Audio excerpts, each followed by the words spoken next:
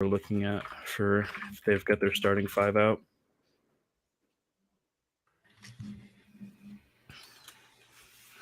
All right.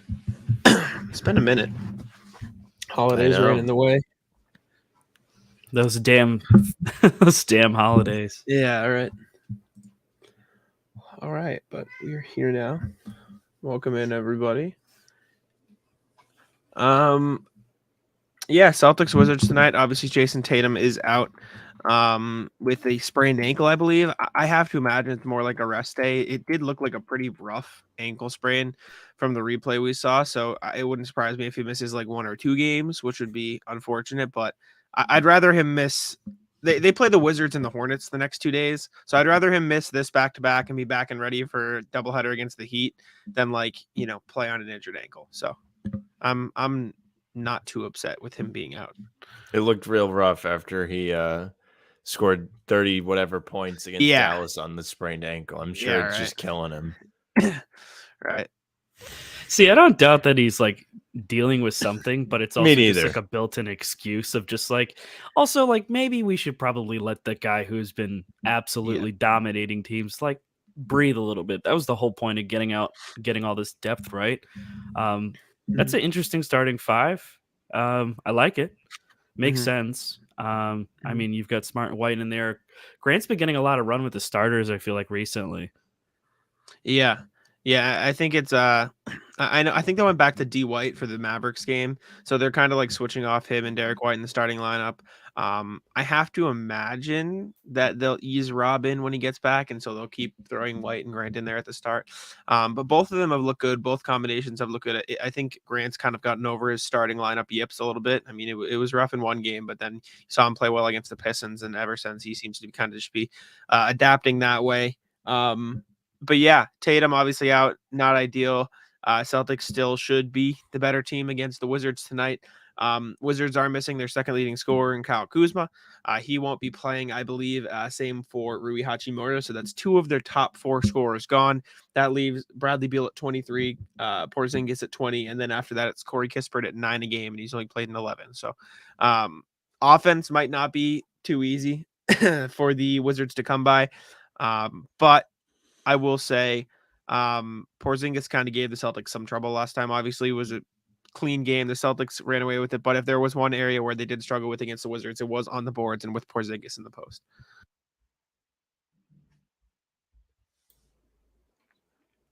Good.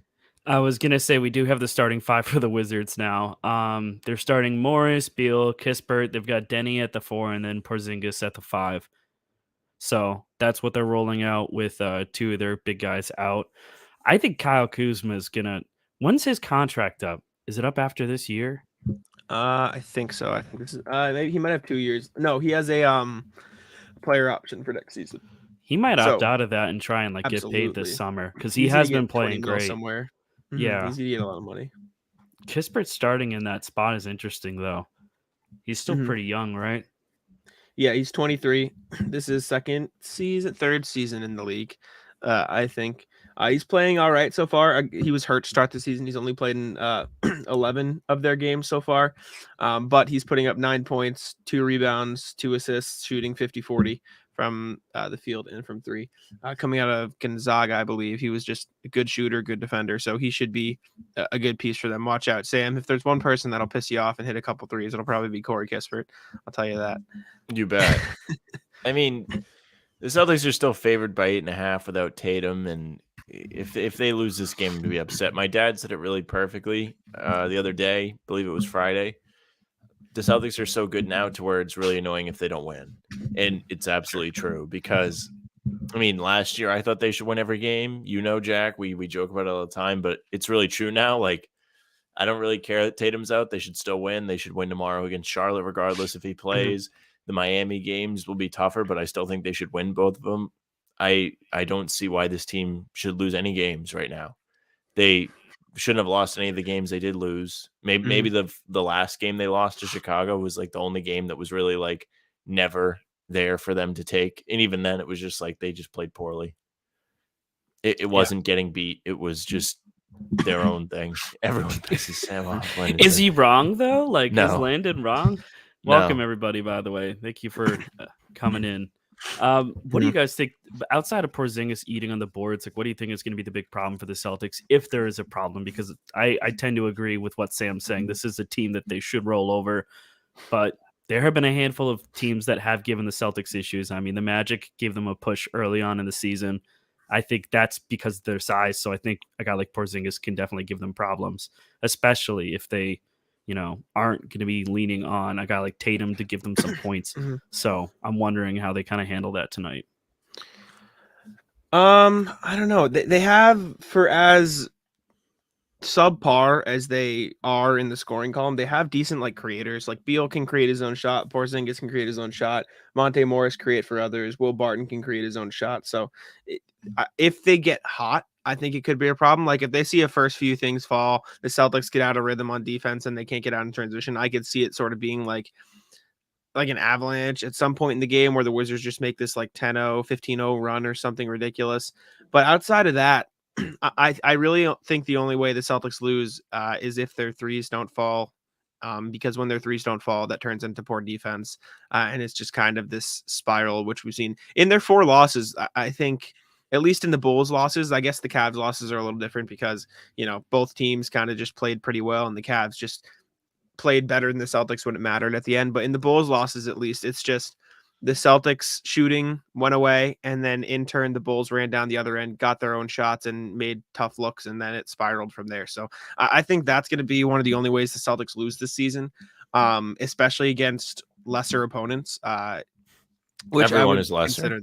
Sure. Maybe not Milwaukee. I'm talking about, like, you know what I'm saying? Like those mid-tier teams, like against teams like the Cavs, the Bucks, the Suns, the, Warriors, when they figure it out eventually, there could be just a point of, this team is playing well too. We got to figure it out from there. But against teams like the Wizards and the Hornets the next couple of days, the Bulls, I think the only ways the Celtics lose is when they beat themselves, which will happen at some points throughout the season because it's a long season. But I think that's the main way I see the Celtics losing, if they lose, which I don't think they will. They shouldn't be. Should not be losing. They've lost 4 games too many. It's frustrating to watch. But they were excellent the last 2 games. The Dallas game was something to be heralded. That was a game I really thought would be close. It would be a tough game, and it wasn't. Got close, a little bit too close at the end. But for the most part, it was a blowout from wire to wire. Tatum dominated the game. And then against Sacramento, it was kind of the same story, dominant, except for a little break there. And then they decided to start trying again. The run they went on at the end of the fourth quarter or end of the third quarter to mid to end of the game was crazy. Sacramento, they gave up like 6 points in a whole was it like 37-6? Yeah, it was like an insane run. That's what I'm talking about. That should be all the time. And guess who sparked that? Guess who sparks that? All the guys that they look like they just picked them off the street. And Peyton Pritchard. Peyton Pritchard, man. Like, the only way he's going to get traded is if it's like in a consolidation deal. Because I think that, honestly, I've flipped a switch on him ever since he started coming in and just been a spark for this second unit. Like when they really, really needed a push late in the game, they just throw him in there and he's just making it happen. Like the only way I see him getting dealt is if it's like you're putting a bunch of contracts together to try and go and get a guy like Jakob Poeltl. And to be honest, like I don't think they need to go out for a guy that's going to make that much money. I think they should look at something a little bit smaller, someone who's a little bit younger. Yes, Fast PP is in fact a dog, little junkyard dog. Answering Birkin, yeah, Middleton is still injured. They just assigned him to their G League team for recovery. He had wrist surgery heading into the season, so he has not played yet for the Bucks. Jimmy J talking about the Heat series we have coming up. 2 games. Heat aren't good, but we split at worst. I agree. Heat really aren't good right now. Sub 500. He's not wrong. I had to check that. I didn't realize how bad they are, but damn. What do you attribute that to, Jack? Anything in particular? Just the depth, maybe? Maybe Jimmy Butler's not playing out of his mind in order for them to win? Yeah, I just think their depth, they've dealt with a lot of injuries in their slight defense. You got to give them some credit for, not credit because they're 9-11. That's not where they want to be, but you got to give them some slack because they have dealt with a ton of injuries so far. Their depth isn't what it used to be because, obviously PJ Tucker's gone and that's a big thing. But even past that, Victor Oladipo is still hurt. They dealt with injuries to Jimmy Butler. Bam Adebayo's been playing better. Kyle Lowry had some good games, but from what I saw at the start of the season, and I haven't watched a ton of Heat games since, they really just don't have much creation outside of Tyler Hero. Like Jimmy Butler can get his own shot, and he's obviously good for that. Kyle Lowry can as well, but like when they're looking for a bucket, they really just kind of say, okay, Tyler Hero, go do it. And they don't really have another plan. Bam Adebayo has been taking on more of those responsibilities lately, and they have won 2 in a row. And I think Bam's a big part of that. But yeah, their depth has been very shaky. Duncan Robinson has not been the shooter they need him to be. And he's in his defense, he's not really getting the chance to because he's not really in the rotation. So it's hard to stay in a rhythm that way. Yeah, the depth isn't there. Injuries are killing them. And, they don't really have a good offense, and their defense isn't as good this year either because of the injuries, and they haven't really had time to gel. So, yeah, kind of just a crumbling season for Miami right now. And what's real funny is how much money they pay Lowry and Butler. Yeah, they pay them a lot of money. Too much. Old guys getting paid. Butler makes what, like $50 million? He's going to, yeah, by the end of his contract. It's crazy. Oh my god. While we're in the middle here, I see 11 of you are watching on Guy Boston Sports YouTube channel. Make sure to go over to How About Them Celtics podcast on YouTube. You got to do it. Subscribe to How About Them Celtics podcast on YouTube. Blood in the water. He's just all over it. Yes, sir. Head on over there. We appreciate the subscribers. Holidays ran in the way of our recording schedule, but we'll be back recording early next week at some point. Monday, Tuesday, Wednesday, around them. So you'll have a new podcast, you'll have new shorts, you'll have new stuff, but it took a holiday break. So content will be back there soon. So head on over. Yes. How About Them Celtics podcast on YouTube? Subscribe. It's on the screen right there for you to check. I better see that number on our screen, take a dip, and then go back up because people are switching. Yeah, I see 12 of you on Get Boston Sports right now, and only 5 on How About Them Celtics. So does that upset you, Jack? Does that make you feel bad? Does it put a Butler's damper on the day? For y'all, one day here. That is so. And I will say that year 2 jump is gross. When it happened, I said it was a bunch of crap. I will say he's old. I will say I don't hate it as much because I understand the idea of like older contracts, but he's going to play well in the playoffs, right? Like he's going to bring it. Sure. Thank you. I have no doubt. To get there. They have to be able to put a team around him enough to get there. They don't have their guys locked up for a long time. You can clip this though. There's no way the Heat miss the playoffs. Clip it. Like there's not going to miss. You're probably right, but the team around him is not that great. With the amount of money they've thrown around, with the guys they have, they are not paying the correct people. No, sure. But speaking of the Heat being subpar, the Eastern Conference as a whole is a bit wacky to start the season. Celtics at 15-4 at the top, Bucks at 13-5 in second. Kind of what most people expected. Those guys 1-2. They were kind of expected to be up there. Cavs at 3, 12-7. Not too surprising.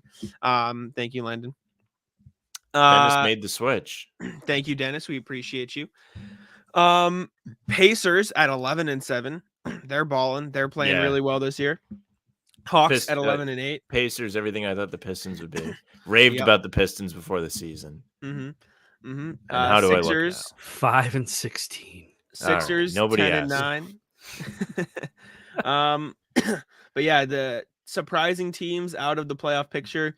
The Nets are 9-11. They're down there in 10th. That'll change. Heat are 9-11 down there in 11th. Bulls are 8-11. Past that, nothing too surprising, I suppose. But if you look out west, that's where things get really interesting, to say the least. Not sure what's going on in the Western Conference. Things are starting to form out a little bit better. Suns at 13-6, number 1. Nuggets, Grizzlies, Pelicans, Blazers. You can kind of see why those teams are good. The Jazz have finally fallen off, back down in 8th place for them. Danny Ainge getting his wish with the tank. But if we want to talk about surprises, Warriors at 10-10, Mavericks at 9-9, Timberwolves at 10-9, 9-10-11 there for T-Wolves, Warriors, Mavericks. Not doing too hot. And then the Lakers at 7-11, although they are turning it around a little bit slowly. But yeah, West is going to be far more interesting than the East this year, I think. And the Celtics have a chance to be 16-4 on the season tonight if they do manage to take down Washington, who is 10-9. First 20. Yeah, you take that. Yeah, I would say so. Could have won 20. Good start. Yeah. Oh, there it is. I'm like the really strict parent. Like, why didn't you get an A+? Brutal. Which did they give A pluses when you guys were in school? I think when I was in school, they stopped giving. They got rid of the plus. No, yeah, they were A pluses at my school. Did they? Yeah, it was like I don't know if even at URI they have A pluses. I think they might just have A. Oh, in college, I don't think there were A pluses. In high school, there were. I don't think I had A pluses in high school. I'm not sure. Many moons ago. Generation is getting soft. Yeah, Celtics Wizards tonight. Jaylen Brown's gonna have to lead the show. I've talked to, biggest Jaylen Brown hater here, of course. Jaylen Brown is going to have to be in a slightly different role because you're going to need him to be that offensive initiator, or at least the primary scorer. However, I don't think he can yet play the same role. Thank you, Landon, for the free plug. Play the same role that Tatum does, where Tatum has the ball in his hands at all time. He's making plays for everybody else. He's kind of this fulcrum of the offense.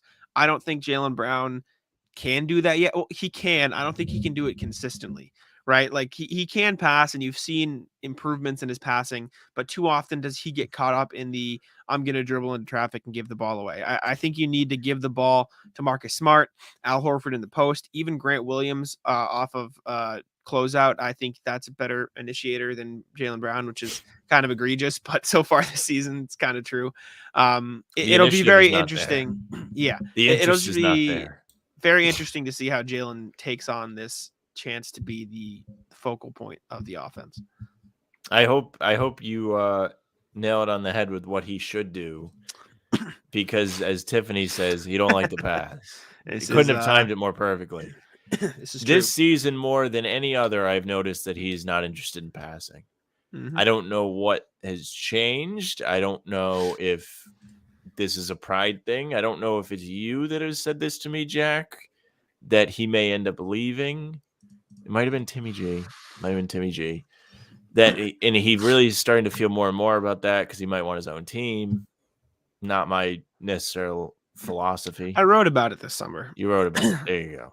I knew somebody talked about it. But if you're into that narrative, this could play into it because he really doesn't seem to want to be a distributor. He wants to be the scorer. He wants to be the guy with all the stats. Right now, it looks like Perkins is his sister highest in his career, which is true, but it only seems like he's passing at the most necessary point. It does not seem like he's making the play in the flow of the game. It's I'm going to shoot. Oh, wait. Oh, man. Like I can't get a shot off. Okay, now I'll pass it because there's 5 guys on me. I'm going to get an assist because his assists are actually open on par with his last 2 seasons. And from what he's averaging 3.4 this season. It was 3.5 last year and 3.4 the year before. So if anything, he's made no noticeable improvement in the playmaking department for 3 years. And I would argue his usage rate is I'd have to check numbers, but probably the highest it's ever been this season. It's gone up for sure. Yeah, for him to be on par with that passing, I don't want to completely trash Jaylen Brown. Obviously, he's a phenomenal player. He's the second leading scorer on a 15-4 Celtics team, so there's not much to complain about. But if there is one thing you should complain about with Jaylen, it is the fact that he's kind of just not passing. That's our job, to find the things to complain about. The few and far between they may be. That's our job. We take out the magnifying glass, we look, we investigate, we say this isn't right. So my opinion on what Jaylen needs to be doing, I think, is just to be like a point of attack guy, like in terms of being a slasher. He's one of the few guys who I think can create his own shot. My issue is when he's trying to do everything too fast. And I think Sam said it well when it comes down to passing the ball when he's, I have to move the ball right now because we don't have any time left and I'm covered. Or I think the worst are probably the ones where he drives to the hoop and all of a sudden there's 2 defenders to meet him there. And then he's just chucking the pass over to where he thinks someone might be, as opposed to thinking ahead of, hey, I'm going to go ahead and pull a couple defenders here because they have to guard me coming to the paint, which means I'm going to find somebody open with this pass. I don't think he's thinking that far ahead. And I think that's the biggest knock that I would have on him. I don't think that he's incapable. I just don't think it's not necessarily something that's comfortably in his skill set. I think he's more of a guy who can create his own shot off the dribble, who does push the pace in transition, but I think he just sometimes he gets ahead of himself. He puts the cart before the horse. And I don't know if that is something that's ever going to change. I don't know if that's a problem, especially if he's on this Celtics team. I don't think it's an issue because you've gone out and gotten guys who can facilitate for others. I think he just needs to be comfortable with operating without the ball in his hand. That means that he needs to be able to give the ball over to Smart or Derek White or Malcolm Brogdon. Like, you've got all of these other guys who are capable of finding players, and you also just have to trust that eventually the ball will get back to you and you will be able to get your buckets. And in a game like tonight, this is a perfect example of it. He needs to be able to trust other guys to move the ball, and he needs to be able to hit his looks. And I think he's going to be capable of doing that, but it involves trusting others to play make for him too, a little bit, not have it all on him. Absolutely. Yeah. Hello, Phil. Also, I'm not ignoring you either, but you look at the passing breakdown, like purely just like passes made stat. Marcus Smart leads the team, 46 a game, I'm rounding. Tatum around 44, Al Horford around 41.5. Jaylen Brown is down at 36, and he's fourth on the team in passes, but he plays the second most minutes on the team. I'll put it this way: Jaylen Brown has averaged 13 more minutes than Malcolm Brogdon this season and averages one more pass a game. So obviously different roles. Malcolm Brogdon in the point guard role, making plays for others. But if you are the leader of the team, if you are going to be a primary offensive option, you need to be willing and able to pass the ball effectively. And he hasn't really shown willingness at times this season to do that. You look at even, pure assist numbers. Jaylen Brown's averaging 3.4 assists this season. That's about on par with Malcolm Brogdon and Derek White. His potential assists, if you want to count that stat, are at 6.4. Marcus Smart's is 11.5. Jason Tatum's is 8.2. And obviously, again, different players. Jason Tatum has become a better playmaker. Marcus Smart is expected to be the primary playmaker. But if you want Jaylen Brown to take that next step and be able to lead the offense, you need him to be able to pass it, especially when he comes in. You've seen Jason Tatum in the bench lineups, obviously do really well because he's able to distribute. Jaylen Brown in the bench lineups, at least the eye test, not good. They just haven't been that great this year. We have Foster in the chat. The main issue with Jaylen Brown is that most people defending him is a mismatch, so need to balance when on attack versus make play for easy bucket. I understand that, but I would say most people guarding Jason Tatum is also a mismatch. And I just think you need to be more willing to move the ball. Like, I haven't seen it as much as Jaylen, and maybe I'm missing it, but Jason Tatum is scoring so much or so many points on cuts this year. 1-2 passes with Marcus Smart, off the back, going around defenders.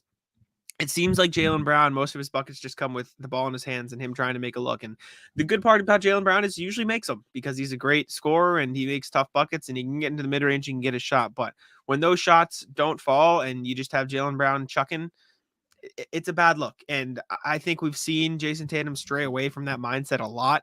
And that's why a lot of people are considering one of the top 5 players in the league. And I think if Jaylen Brown adapted that mindset a little bit more, he'd also be a top 10 player in the league, right? Like, you clearly see he has the talent. It's just a matter of adding that playmaking and passing aspect to the game. And like Tim said, maybe he doesn't ever get there and he'll be an all-star caliber player, all NBA caliber player without it. But if he wants to be a superstar and if he wants to be able to lead the offense the same way Jason Tatum does, and the reason we're talking about it is because Jason Tatum's out tonight, so you might need to accept some of that responsibility. He's got to pass more, and he's got to learn how to make those passes and stop trapping himself and stop turning the ball over so much. Because when he dribbles into the defense, oftentimes he can just write off the possession because it's not going to go well, which is frustrating to say the least. All of that adds into him making things more difficult for the defense too. If he's moving the ball and he's playing fluid instead of playing with a narrow-minded tunnel vision type of game plan, it's more difficult for the defense. They can't say he's driving, send the whole team, so we'll turn it over. If he drives and he's known to pass, they can't collapse as easy. You're seeing it with Tatum where he's getting easy looks at the rim and he's actually finishing them, which is kind of cool. I got to tell you, it is nice that he actually makes layups now. Brogdon has caught the fever of throwing the ball off the side of the rim the last couple games, but he's proven to be reliable in the past. I'm sure he'll snap out of it, but would love to see Jaylen Brown truly become more of a fluid offensive player rather than just a narrow-minded scorer, which seems like is what we've gotten so far this season, which at times has been great, but at other times it's just not the right situation for him to be taking a tough fall away in the mid-range. Like you mentioned, Jack, it's just tough. It's tough. And he's making them, and it's great when he makes them. But if he misses, it's like, what are we doing here? The other team's on a run. Why is this shot the difficult shot that we picked? I feel like, Jack, if you want to pull this up, because there's a thought process I have with this as well, because I don't think I like Kawhi Leonard, but he also has not been able to stay healthy. Yeah, he hasn't been able to stay healthy. And doesn't play a lot of basketball these days. You can blame Zaza Pachulia for that, because he's never been the same since that issue. Do we want peak? I have a bone to pick with Zaza.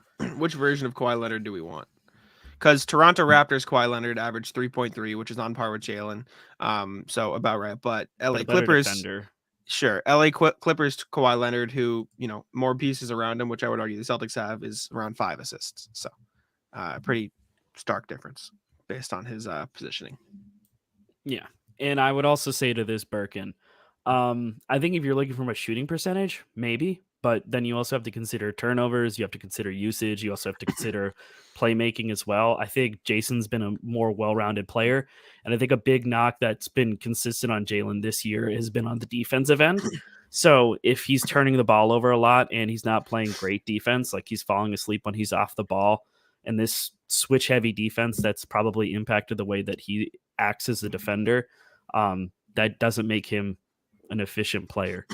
I'll also say, I love JB, like I love him, but yeah. The only reason I think JB is more efficient is because he takes less threes. I mean, they're shooting almost exactly the same from 3, almost exactly the same from 2. But Jaylen Brown has a higher field goal percentage because he takes less threes, right? Like Jason Tatum shooting big 40 fan of that one. No, shooting 48. No. Well, sure, it's fine, but I don't think it's like bad that Jason Tatum takes more threes. I do. When he shoots 2 of 10, I don't think it's great. Well, yeah, when that's a shooting. Sure, obviously, that's right? That's a fair point. It's also bad when Jaylen Brown shoots 2 of 10 from 2-point range. Like it's the same. Yeah, but it doesn't happen. It doesn't happen often. I was gonna say just go for the turnovers, but my point. You go for the turnovers. That's Jason Tatum valid. shooting 47.7% from the field. Jaylen Brown's 50.3, but Jason Tatum shooting better from 3-point range. And only 0.04% worse from 2-point range. So they're about the same level of efficiency. It's just Jason Tatum has a different shot profile than Jaylen Brown. I'm not going to yell for you, but I'll tell you what I'll do is I'll try and make you some money. Pick of the night presented by Smash the Odds at Smash Odds on Twitter. You can follow them there for free picks every day, and you can subscribe to the premium service to make yourself some real money there and get picks on the daily. Tonight, the free pick is Marcus over 23.5 points, rebounds, and assists total. My pick, Al Horford over 7.5 rebounds. The Smash the Odds picks are 9-4 this season on the pregame show. So there you go. Jack, Tim, any picks? Jack has been the king of the picks, but the odds tonight, you got to do some digging with Grant or whoever it may be with Tatum out. And also, not as friendly. Birkin, no, nowhere near. Yes. No, I'm good on that. That ship has sailed. You're the one that compared them.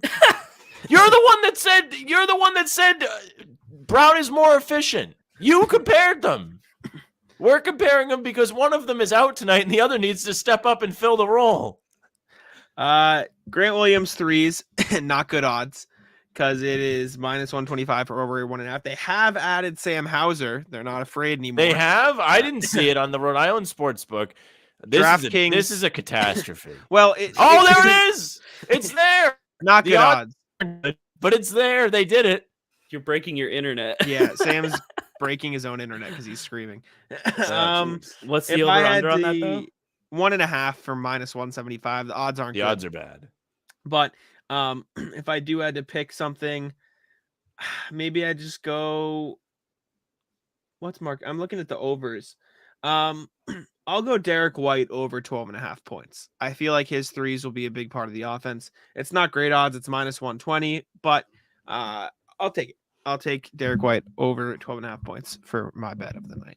So it's not bad. Jack, have that there. Typically is pretty good. Me, not so much. Smash the odds, always good.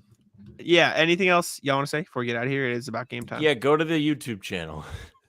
I was just gonna say that there are 11 of you on How About Them Celtics. If all 11 of you are subscribed, we appreciate y'all. But there are still 8 of y'all on Guy Boston Sports, so make sure to check that out over there. Subscribe to How About Them Celtics podcast. Check us all out on Twitter. That's below our faces. Check out How About Them C's on Instagram, TikTok, and Twitter. That's on the screen as well. But yeah, thank you guys for tuning in. I appreciate it. We appreciate it. We're here 30 minutes before every Celtics game. See you guys before the next one. Peace out.